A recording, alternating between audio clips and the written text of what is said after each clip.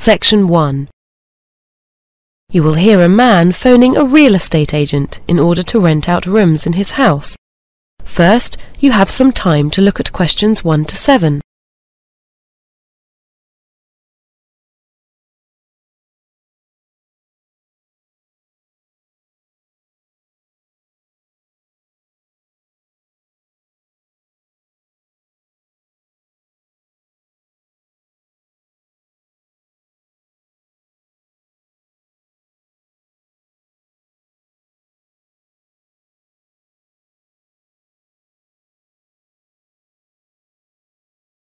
Now listen carefully and answer questions 1 to 7. Hi, Bellingham Real Estate Agents. Could you hold, please? Okay. Sorry about that. What can I do for you? Yeah, I'm looking for some tenants for my house, and I was hoping you could advertise it for me. Sure, no problem. Is it here in Vancouver? No, it's just outside in Richmond. Very nice. It's a house, you say? Yes, it's a family house. It's 2-story, quite modern. Right. And you're wanting to rent out the whole place, is that right? No, just 2 rooms are for rent. That's 2 bedrooms plus the use of the rest of the house. It would really suit a couple of students. Okay. Can you just tell me the address, please? Yeah, sure. It's 3281 Number 1 Road, Richmond. Okay. That's quite a way out. And how much were you thinking of for these rooms? I thought $700 per room would be a pretty fair price. Is that per month? Sure. Okay. You'd get at least 1,000 if you were in Vancouver. Yeah, I know. Any other costs? Just the cleaner who comes once a week. Cleaner, okay. And how much would your tenant have to pay her? Actually, it's a guy, and that would be another $30 a month for the cleaning. Okay. And is it nice? I mean, is it got a view and things? Sure. It looks out over the ocean. No garden, but there's lots to look at from the lounge. Okay, and your name is? Peter Trubois. Trubois. Is that B-O-Y-S? No, it's Truboise. Trubois. Nice name. And your address? It's the same one I just gave you. Fine, as above. Got a phone number you can give me? Sure, I'm calling you from it. It's 6047-4106. And a cell? Yes, that's 903-277-3987. Before you hear the rest of the conversation, you have some time to look at questions 8 to 10.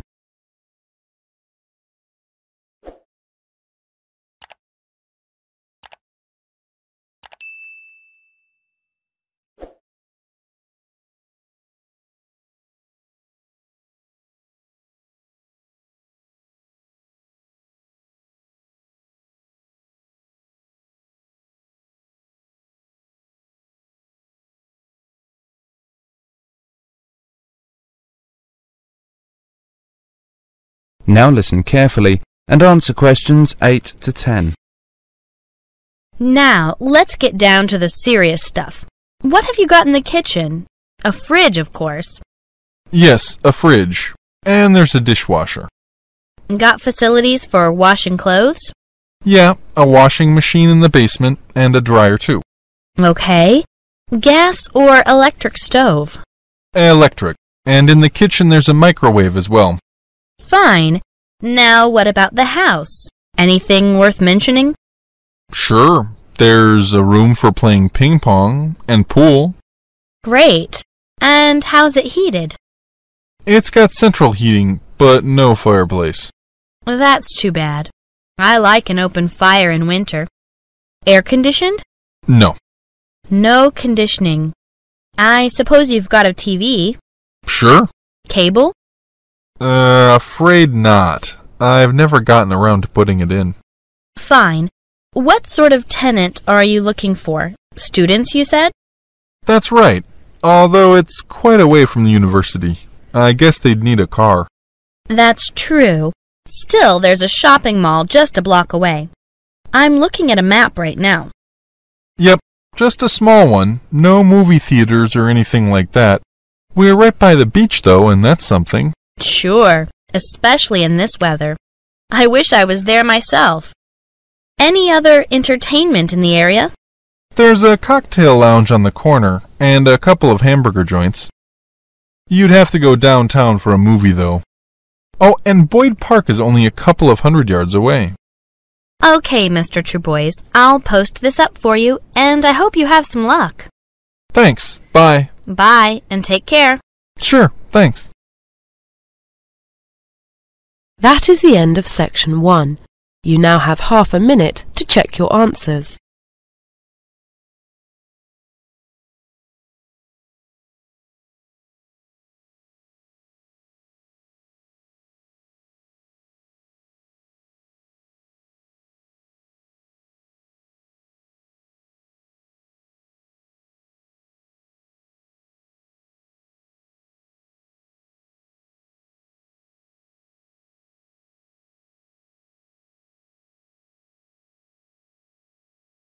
Now turn to section 2.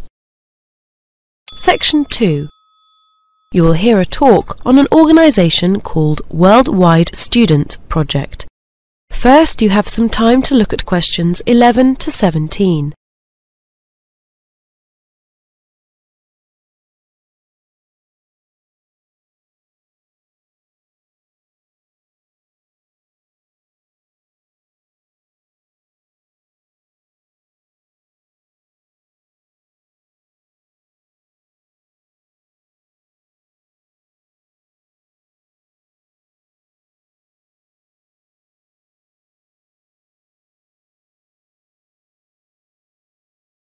Now listen carefully and answer questions 11 to 17.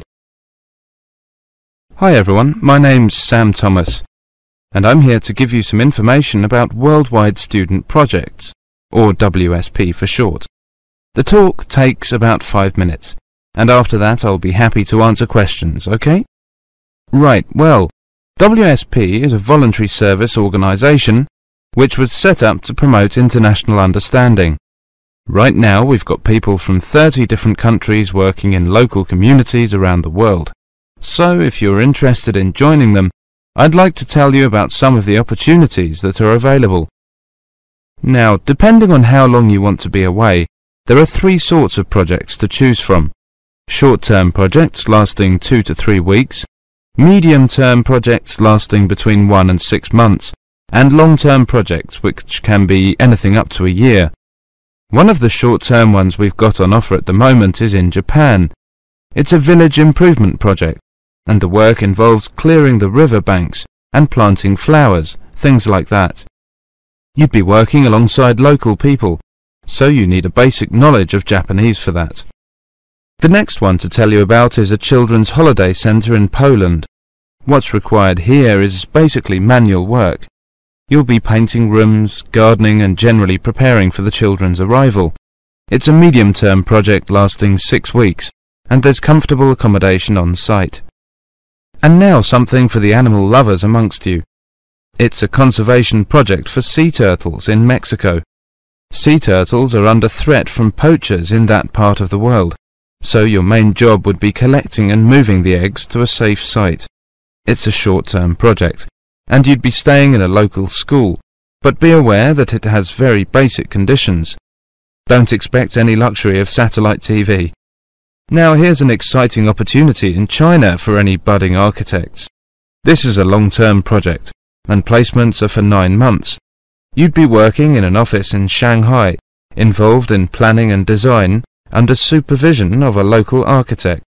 Oh, and I should mention that you have to pay an additional fee of $250 when you arrive.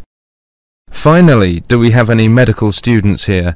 Because there's a placement available in a centre for disabled children in India. You'd be providing general medical care and also assisting in the outpatients of department. It's for 6 months, so you can get plenty of experience and also do something worthwhile for disabled children. Before you hear the rest of the talk, you have some time to look at questions 18 to 20.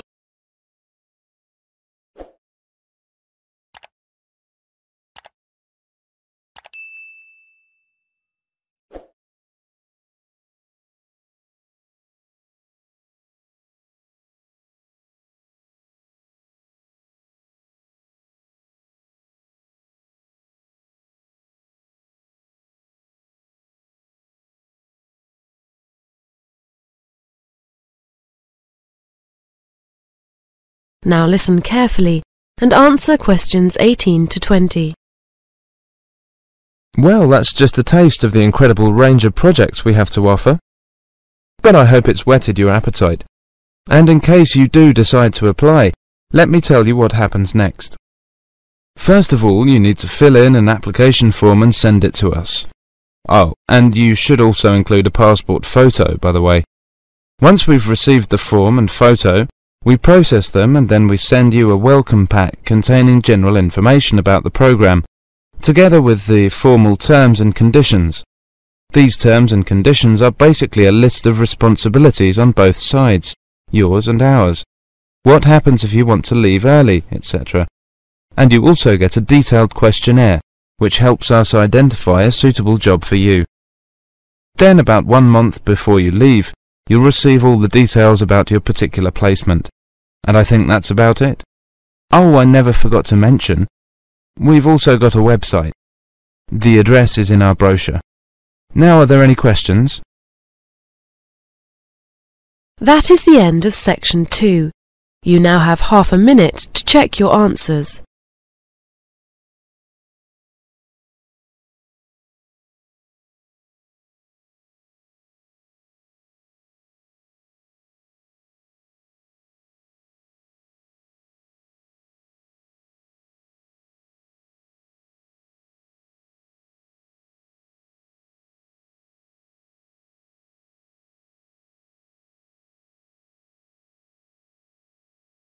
Now turn to section 3. Section 3. You will hear a conversation between two students who are discussing the various clubs and trying to choose one. First, you have some time to look at questions 21 to 30.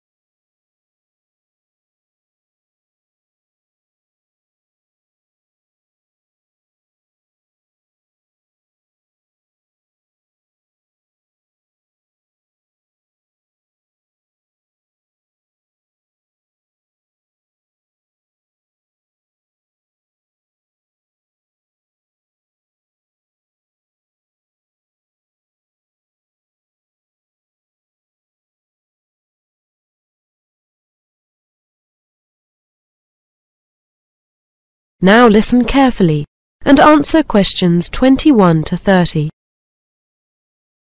Decided what you're going to join yet, Sarah?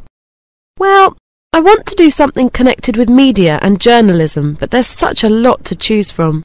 Isn't there? Let's look at all the information we've got and we can decide what we want to do later. Right, let's see. There's something here called Grapevine. What is it? It's a student magazine. Apparently it won Magazine of the Year at The Guardian and NUS. I guess that's the National Union of Students Media Awards in 1995.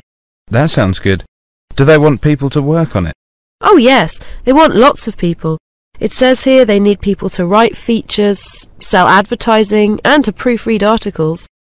Oh, and to take photographs. That's a possibility. I like the idea of taking photographs. Do you? I think I'd like to write articles, but I'm not sure. What have you got there? Concrete. It's a newspaper. It sounds very professional. What makes you say that? Well, it's 48 pages long, for a start. That's bigger than some national newspapers. I suppose it is. What else does it say? Let's see. It did well at last year's Media Awards too, and it says it has lots of different sections as well as news, like features, sport and entertainment. That might be good experience. What do they need people for? They want people to edit and organise. I wonder what they mean by organise. Yes, it does sound a bit vague. Well, it's obviously well organised. It started in 1992 and it's still going strong. Sounds possible. Yeah, but let's go on, shall we? Here's something a bit different. Live Wire. It's a student radio station. Now that does sound interesting. What type of programmes do they produce? It just says good quality and entertaining programmes. What are they looking for? Again, there aren't a lot of details. It says they want people to work in all areas of radio broadcasting. I think I'd like to find out more about that one. So would I. We'll come back to it later. Oh, look at this! Do you fancy being on television? Don't tell me there's a student TV station as well. Yes, there is. It's called Nexus UTV. They produce a wide range of programmes and they have a production deal with the BBC. That sounds really interesting. Is it difficult to get into? I don't know. I don't think so. They want a lot of people. Actors. I used to act in school plays when I was about 10 years old. Well, maybe acting isn't for you. But they also need people to direct programmes, to read the news and to be comedians. I could see you as a comedian. Should we go for that then? Maybe. Let's look at what else there is. I think there are two more. Yeah, something called Notice Board, whatever that is, and Student Web. What's Notice Board about? Well, it's a magazine with lots of local information. Doesn't sound all that exciting. Well, if you change your mind. They want people to write articles and to produce the magazine. I don't think so. Let's look at Student Web. OK. Well, we've had the radio station and the television station, so I suppose we have to have the website. It's quite a big website. Look, there are 1,000 pages. What sort of things are on it? Well, there's information about shops and entertainment, but there are also features and a news service. They want people to write websites. Writing websites sound a bit too technical for me. But they also need people to do some graphics and to write articles. I still don't think that's for me. What about you? No, it doesn't really interest me either. I like the sound of Grapevine, Livewire and Nexus UTV. Yeah, those are the three I'd choose. But we're only going to have enough time to join one club, so let's go back and look at the information on those three again. OK, first... That is the end of section 3. You now have half a minute to check your answers.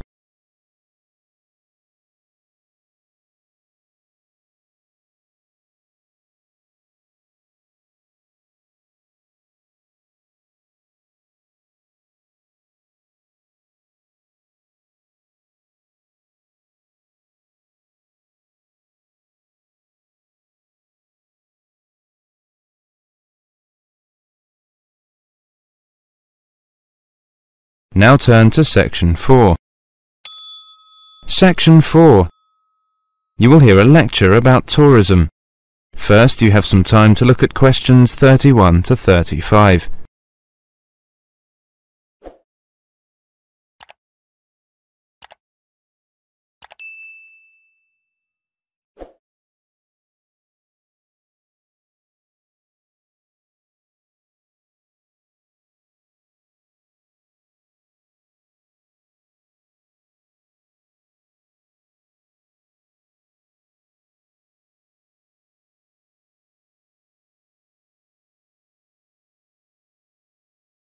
Now listen carefully and answer questions 31 to 35.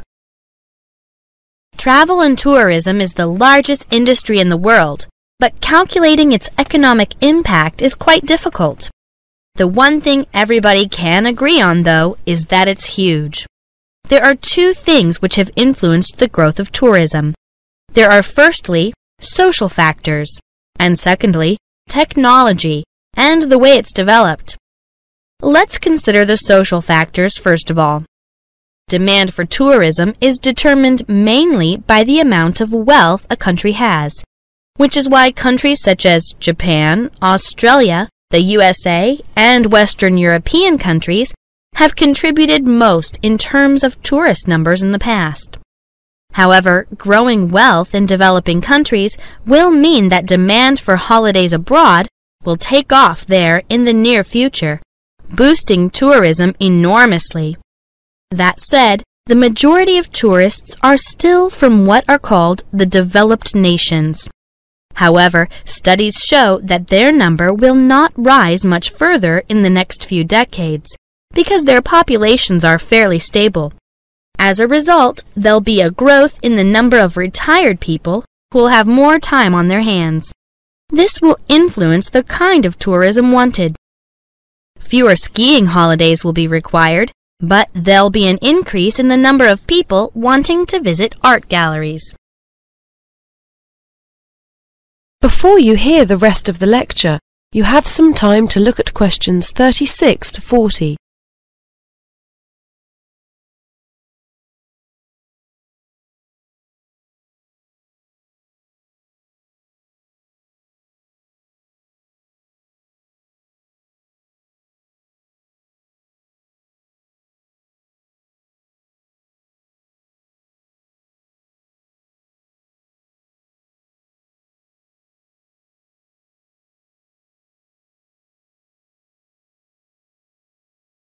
Now listen carefully and answer questions 36 to 40. Let's turn now to the second factor in the growth of tourism. The technology that sustains mass tourism today is the jet plane. Air travel has opened up the world. In 1970, scheduled planes carried 307 million passengers. Today, there are 4 times as many. In fact, cheaper and more efficient transport have been behind the development of mass tourism from its beginnings in Britain in the 19th century.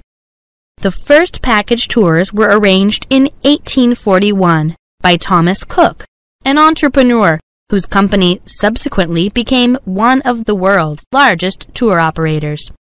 In his day, it was the railway that allowed his business to flourish. Today, technology is proving important in other ways as well as in transportation. In the past, people went to a travel agent to find and book their holiday. Now many of these people are bypassing the high street travel agents and booking their holidays themselves on the internet. Airlines have been keen to encourage this direct approach as it keeps down their costs. And increasingly, high street travel agents are finding their businesses disappearing. These days, there may be more tourists to go around, but there is also more competition among destinations, as cities, countries, and continents all compete for tourist revenue. But becoming a tourist destination is not quite as straightforward as it may seem. For example, Ireland used to sell itself as a place to enjoy the beautiful countryside. However, it soon discovered that it was attracting young student backpackers without any money. So how did Ireland set about increasing revenue from tourism?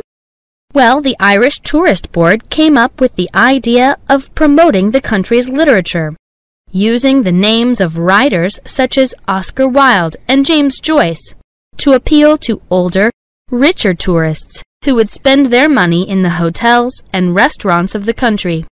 However, there are other ways of appealing to tourists. The U.S. is dotted with places that claim to be the capital of something or other, sometimes things which may seem rather strange. Crystal City, for example, is the world capital of the vegetable broccoli. And then there's Gilroy, famous for its garlic. These towns are trading on a single gimmick to attract the tourists. Festivals are another way to bring them in. Literary, food, art. They're all staged for one reason only, to attract tourist revenue. Many a town has sought to copy the success of Stratford, Ontario, which was transformed from a small, run-down, blue-collar town to a bustling cultural center by the efforts of Tom Patterson, who managed to persuade a British director to stage their first drama festival in 1953. But then, boosting a city through tourism is nothing new. In 18th century England, Bath spa became fashionable after the owners of the hot baths employed Beau Nash, the trendsetter of his day, to promote the city. I want to end the lecture there for today. Thank you. That is the end of section 4. You now have half a minute to check your answers.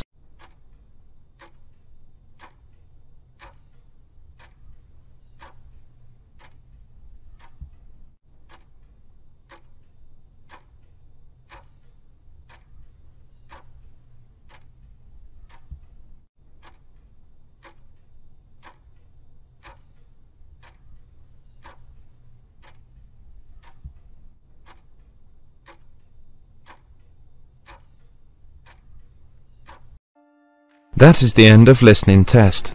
The Ielts